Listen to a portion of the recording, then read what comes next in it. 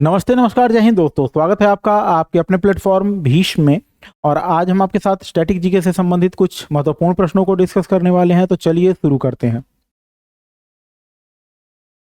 हमारा क्वेश्चन है कि रामकृष्ण मिशन ने समाज सेवा और निस्वार्थ कार्य के माध्यम से के आदर्श पर बल दिया।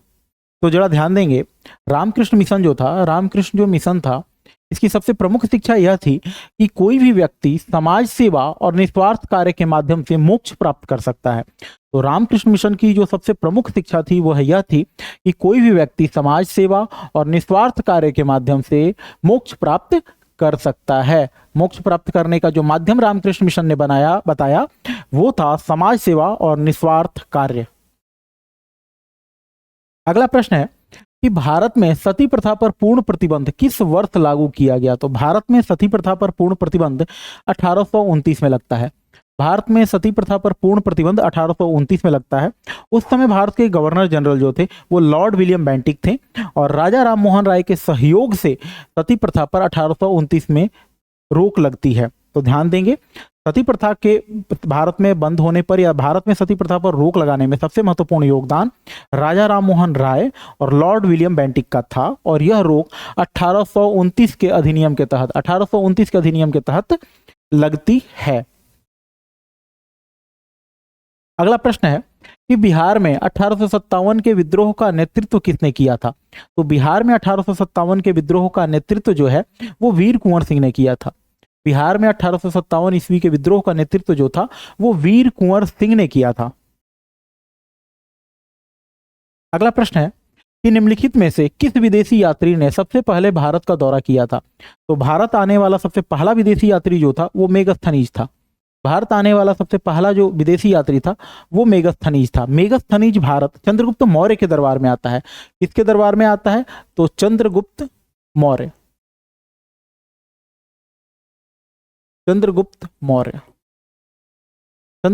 के दरबार में आता है। और ये जो मेगस्थनीज था ना, ये सेल्यूकस निकेटर का राजदूत था। ध्यान देंगे, मेगस्थनीज सेल्यूकस निकेटर का राजदूत था जो चंद्रगुप्त मौर्य के राज दरबार में आता है। और भारत आने वाला सबसे पहला विदेशी यात्री जो था वो मेगस्थनीज ही था। तो भारत आने वाला पहला विदेशी यात्री मेगस्थनीज किसके दरबार में आता है? चंद्रगुप्त मौर्य के दरबार में आता है। और ये मेगस्थनीज किसका राजदूत था? अगर आपसे ये पूछा जाए तो आपका आंसर होगा सेल्यूकस निकेटर। चलिए चलते हैं नेक्स्ट क्वेश्चन पे। अगला प्रश्न है कि इलाहाबाद संग्रहालय का प्रधान कार्यालय कहाँ पर स्थित है। तो इलाहाबाद संग्रहालय का प्रधान कार्यालय जो है वो प्रयागराज में स्थित है। इलाहाबाद संग्रहालय का प्रधान कार्यालय जो है वो प्रयागराज में स्थित है। चलिए चलते हैं नेक्स्ट क्वेश्चन पे। अगला प्रश्न है कि शाह कुली खान का मकबरा कहाँ पर स्थित है। तो शाह कुली खान का मकबरा हरियाणा के नारनौल में स्थित है। हरियाणा के नारनौल में स्थित है। फिर से ध्यान देंगे, शाह कुली खान का मकबरा हरियाणा के नारनौल में स्थित है। कहां स्थित है? हरियाणा के नारनौल में स्थित है।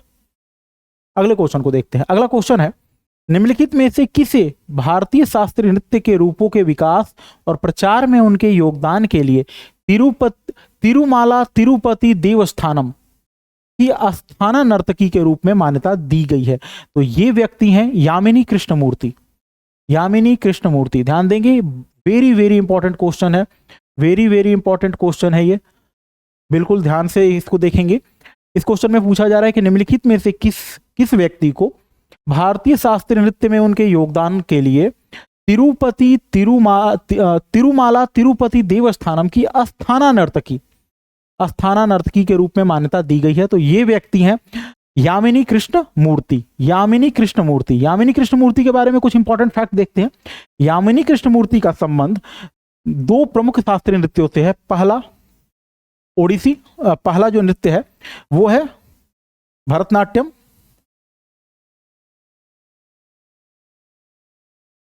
और दूसरा नृत्य जो है वो कुचिपुड़ी।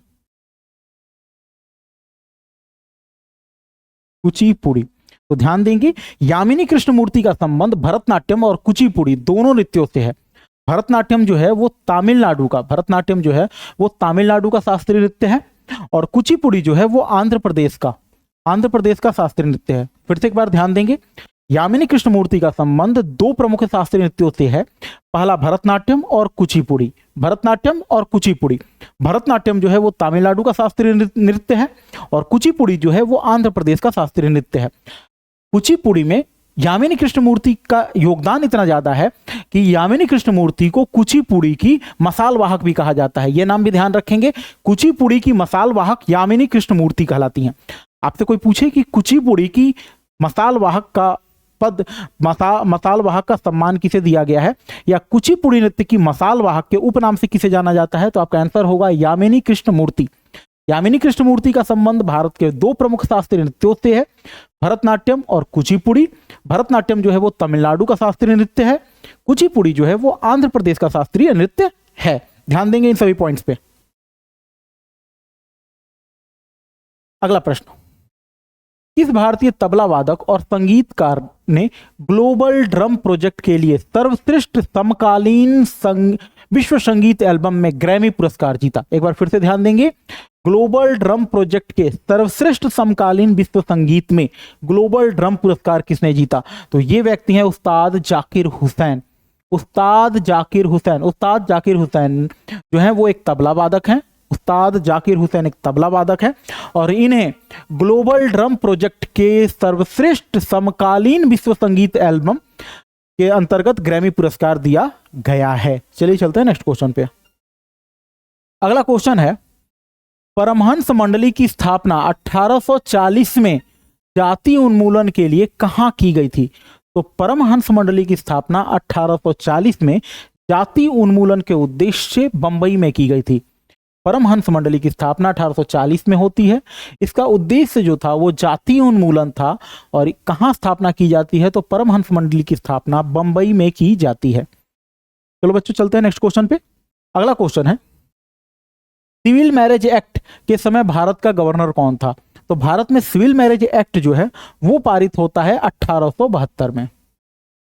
भारत में सिविल मैरिज एक्ट जो है वो पारित होता है 1872 में और 1872 से 1876 तक भारत के जो वायसराय थे वो थे लॉर्ड नॉर्थब्रुक। 1872 से 1876 तक भारत के जो वायसराय थे वो थे लॉर्ड नॉर्थब्रुक। तो आपसे यही प्रश्न पूछा जा रहा है कि सिविल मैरिज एक्ट के समय भारत का गवर्नर जनरल कौन था, वायसराय कौन था? तो सिविल मैरिज एक्ट के समय, सिविल मैरिज एक्ट जब पारित होता है यानी 1872 ईस्वी में सिविल मैरिज एक्ट पारित होता है और उस समय भारत के वायसराय जो थे वो थे Lord Northbrook. Lord Northbrook Bharat के वायसराय थे। लॉर्ड नॉर्थब्रुक भारत के वायसराय कब से कब तक रहे? तो 1872 से लेकर 1876 ईस्वी तक। चलिए चलते हैं नेक्स्ट क्वेश्चन पे। अगला प्रश्न है, ललिता और नंदिनी बहनें, ललिता और नंदिनी बहनें किस वाद्य यंत्र को बजाने के लिए जानी जाती हैं? तो ललिता और नंदिनी बहनें जो हैं वो वायलिन को बजाने के लिए प्रसिद्ध हैं। ललिता और नंदिनी बहनों का संबंध जो है वो वायलिन वादन से है। ललिता और नंदिनी बहनों का संबंध वायलिन वादन से है। चलिए चलते हैं नेक्स्ट क्वेश्चन पे। अगला प्रश्न है, निम्नलिखित में से कौन सी नदी द्रोणी उड़ीसा में प्रवाहित होती है? तो उड़ीसा की जो सबसे प्रमुख नदी है वो है महानदी। निम्नलिखित में से कौन सी नदी उड़ीसा से प्रवाहित होती है? तो महानदी द्रोणी जो है वो उड़ीसा से प्रवाहित होती है। अगला प्रश्न है, ईश्वर चंद्र विद्यासागर ने लड़कियों की शिक्षा के लिए एक स्कूल की स्थापना की थी। तो ईश्वर चंद्र विद्यासागर ने, जरा ध्यान देंगे इस क्वेश्चन पे, वेरी वेरी इंपॉर्टेंट क्वेश्चन है। ईश्वर चंद्र विद्यासागर ने 1849 में, ईश्वर चंद्र विद्यासागर ने 1849 में कलकत्ता में, ईश्वर चंद्र विद्यासागर ने 1849 में कलकत्ता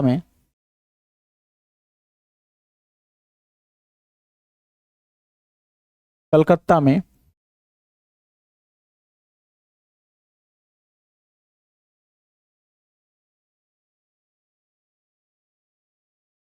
बालिका विद्यालय की स्थापना की थी।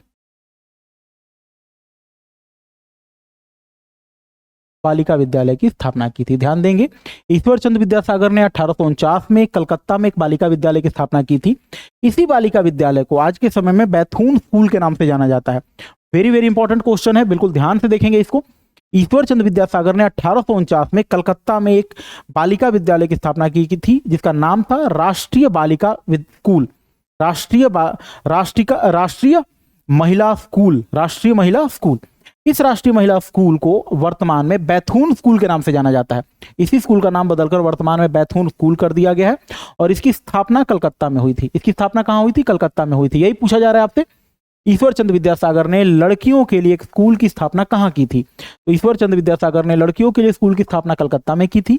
अगर आपसे कोई पूछे कब की थी, तो 1849 में की थी। कब की थी? 1849 में की थी। क्या नाम था? तो राष्ट्रीय महिला स्कूल, राष्ट्रीय महिला स्कूल। अगला प्रश्न है कि गुलामी उन्मूलन अधिनियम किस चार्टर के तहत लाया गया था? तो 1833 ईस्वी के चार्टर के तहत, जरा ध्यान देंगे, 1833 ईस्वी के चार्टर के तहत गुलामी उन्मूलन अधिनियम लाया गया था और जिसका उद्देश्य था कि जितने भी ब्रिटिश उपनिवेश हैं उनके अंतर्गत गुलामी को समाप्त किया जाए। यानी गुलामी उन्मूलन अधिनियम जो है वो 1833 ईस्वी के चार्टर के तहत आता है और जिसका उद्देश्य बंधुआ मजदूरी और गुलामी को समाप्त करना था जितने भी ब्रिटिश उपनिवेश हैं उन सभी में। अगला प्रश्न है कि 1857 के विद्रोह में किस मुगल शासक का योगदान था? तो 1857 ईस्वी के विद्रोह का नेतृत्व बहादुर शाह द्वितीय ने किया था। 1857 ईस्वी के विद्रोह का नेतृत्व बहादुर शाह द्वितीय ने किया था। चलिए चलते हैं नेक्स्ट क्वेश्चन पे। अगला प्रश्न है गीजा का महान पिरामिड कहाँ स्थित है? तो गीजा का जो महान पिरामिड है वो मिस्र में स्थित है। गीजा का महान पिरामिड जो है वो मिस्र में स्थित है। अगला प्रश्न है कि भारतीय कृषि अनुसंधान संस्थान कहां पर है? तो भारतीय कृषि अनुसंधान संस्थान नई दिल्ली, भारतीय कृषि अनुसंधान संस्थान नई दिल्ली में है।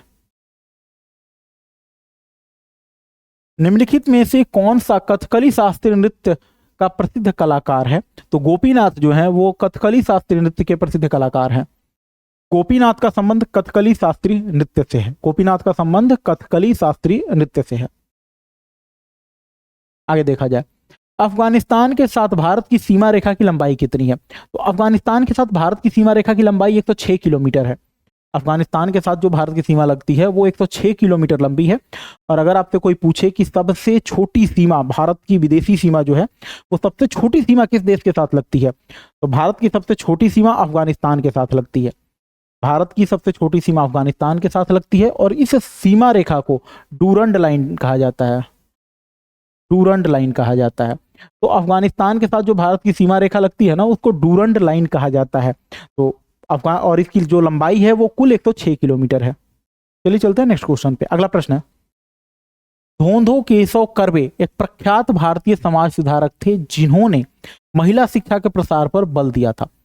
धोंधो केशव कर्वे जो थे वो एक प्रख्यात भारतीय समाज सुधारक थे और धोंधो केशव कर्वे जो हैं वो महिला शिक्षा के प्रसार के लिए जाने जाते हैं। तो यही पूछा जा रहा है इस प्रश्न में कि धोंधो केशव कर्वे एक प्रख्यात भारतीय समाज सुधारक थे जिन्होंने किसका समर्थन किया? तो धोंधो केशव कर्वे ने महिला शिक्षा के प्रसार का समर्थन किया था या धोंधो केशव कर्वे ने महिला शिक्षा के प्रसार का प्रयास किया था।